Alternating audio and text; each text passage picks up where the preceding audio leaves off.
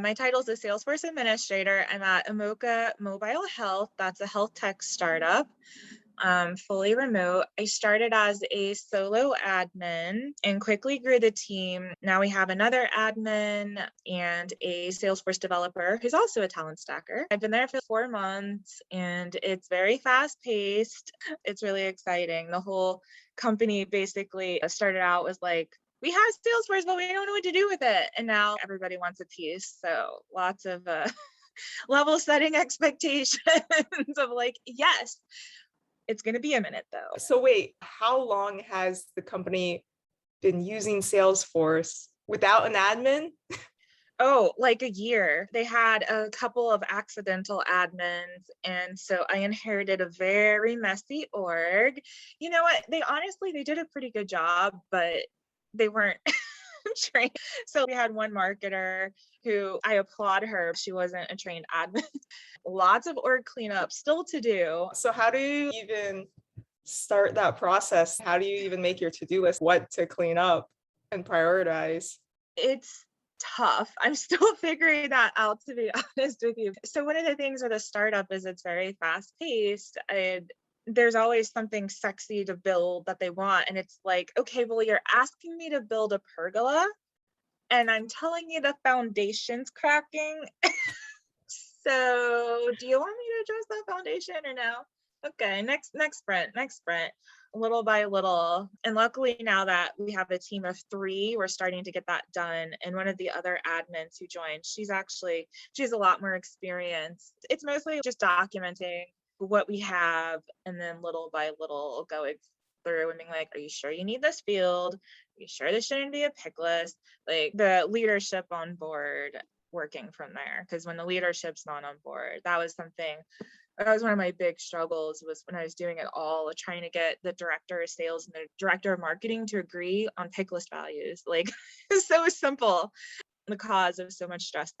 Yeah, I definitely can see that. It not having executive buy-in it makes it a much rougher ride. So you were the first admin. Were they planning on hiring more before you joined, or were you driving it? No, the plan was I was going to do all the things. And then it's like, I think as they started to see a little bit more potential, other departments were like, well, we wanted to use Salesforce too. And it's like, okay, but when do you need that by? Because it's not going to be this quarter. And so as we got more departmental buy-in and people got more excited about it, and it just became apparent, like, I'm not a wizard.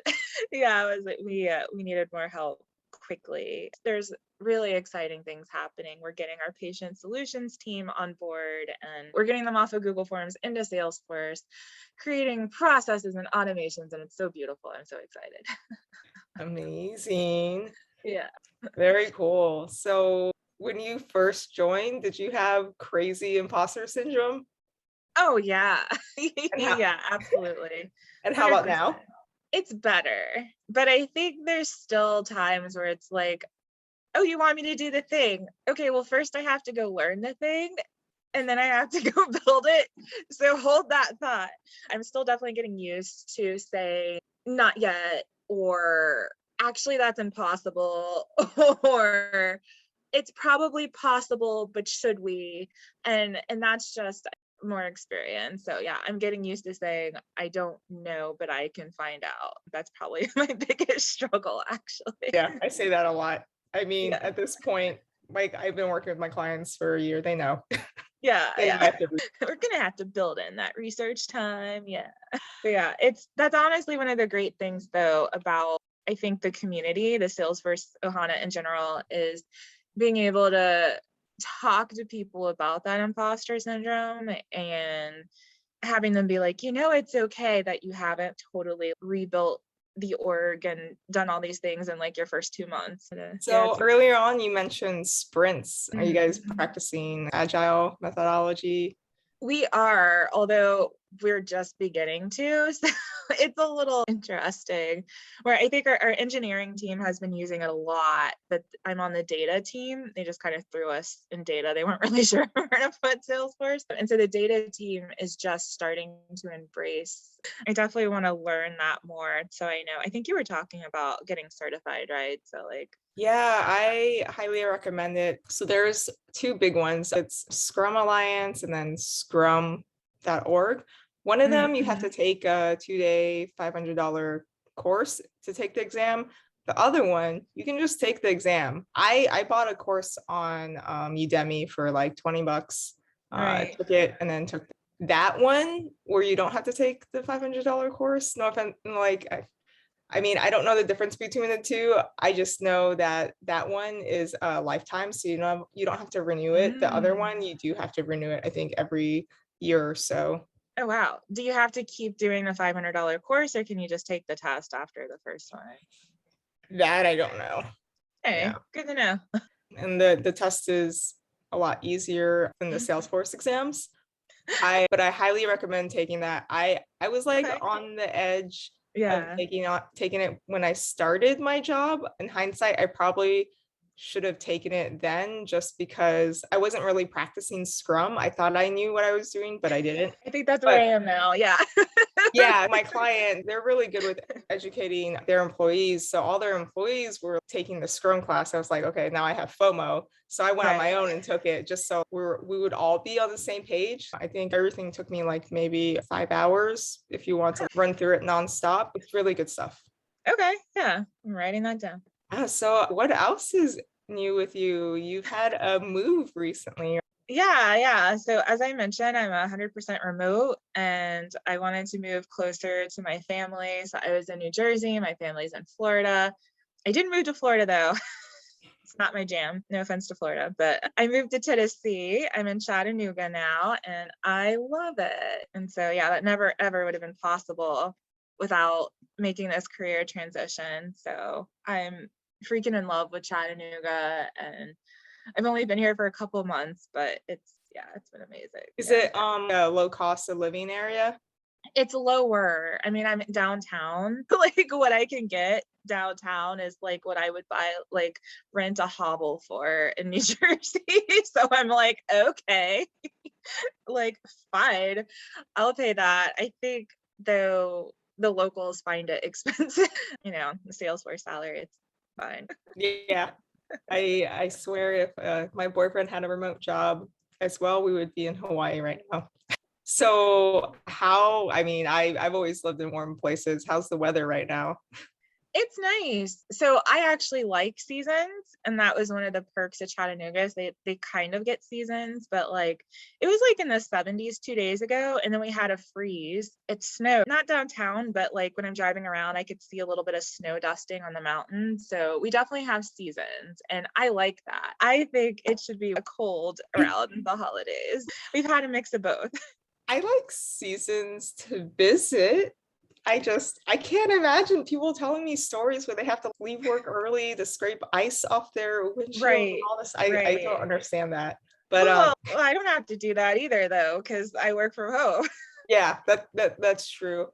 So you said mountains. Is there Yeah. really good hiking nearby? Oh, it's huge. Chattanooga was voted like #1 outdoor city 2 years in a row. I think 2016 and 2017 by Outdoor Magazine, because hiking, climbing, there's like a hang gliding school, there's a big river, the Tennessee River, where there's tons of kayaking and stand-up paddle boarding, and I think there's whitewater rafting, and there's these things called blue holes where you go and hike to them, and they're this gorgeous blue color where people go and swim in them and stuff. I'm a big hiker, so that's one of the main appeals for me. Yeah, that sounds amazing. Back in end of October, I went to Maggie Valley, North Carolina, and I did fall. I was like, oh, okay, I Yeah. understand the Smoky Mountains during fall Mhm. with all the leaves. I was like, this is beautiful, and it Yeah. is nice to have hiking close by. So I Mhm. definitely see the appeal there. Yeah. Yeah. I think I'm hiking every weekend now. So yeah. Oh, that's nice. And it's so close. It's 15-20 minutes away. Where in New Jersey, I'd have to drive like an hour and a half to get to a good hike. Okay, so new job, making more money. I know you're in the FI community, financial independence community. You don't normally spend, but did you spend on anything really, I guess, worth it this past year? I mean, it was mostly the move down, you know, like it wasn't cheap to move. It was like an 800-mile move. And I didn't do the thing where I just like buy all new stuff. I got rid of a lot, but I did bring my stuff down. So like mostly it was spending on the move, but I'm trying to find a good balance, right? Because I live downtown in a city and it's walkable and there's so many restaurants. And so yeah, I've been trying to find a good balance between saving and enjoying life. So really what I'm spending on now is mostly like experiences. Yeah, that's what I mostly spend my money on too. Well, aside from books, but I'm trying to remind myself to use the library. Do you have any favorite books you recommend? I'm kind of like revisiting the oldies but goodies. I have a list of books. I haven't looked at it yet this year, but I like to kind of revisit throughout the years. One, my favorite was probably 12-week year, which it's just a way of looking at the year quarterly. But the concept is if you give yourself a year, it's going to take you a year to accomplish your goals. But if you split it up into shorter chunks, you're going to get more done. And then you kind of back into it. And that it ties in very nicely with the one thing, which I'm a fan of, and I try to reread every year. And yeah, those are probably like the two that I'm thinking of the most. I got a few. I like that. Yeah. I haven't heard those, so I'll definitely Really? Oh check yeah, those the out. one thing is huge. It's all about like starting big and starting small to kind of go into the big picture, but you start with the big picture and then you go, okay, well, what's my 10-year goal? Well, what do I have to do in 5 to get there? Well, what do I have to do in year 4, year 3? And you keep backing up until you're literally like, what is the one thing that I can do today that will make tomorrow easier? Or it's really like, what's the one thing I can do that can make everything else like unnecessary, basically, or easier? So it's all about like, yeah, like how you think to be the most productive. So yeah. I like that. Sounds like one of the tips. And I read this book, Eat That Frog. It combines every productivity tip into a nice Yeah. small book. Yeah. That's on my list. I've heard of it, but I haven't read it. But it It's seems so basically good. like do the most important thing first and then like There's 21 things, and it's a very quick read. Like I highly recommend it. You could do it in one sitting. So let's see, let's end it with one last question. If you were to give someone advice who's just starting out on their first job in the Salesforce ecosystem, what would it be? allow yourself to be a beginner and know that everybody feels imposter syndrome, and that's part of it. It's going to be hard because it's a new job, and all new jobs are hard, and it's going to be even more challenging because it's a new industry, and that's okay. Like it's supposed to be, and you'll get through it, and you'll have the community there to support you. You're never actually alone. And just put one foot in front of the other.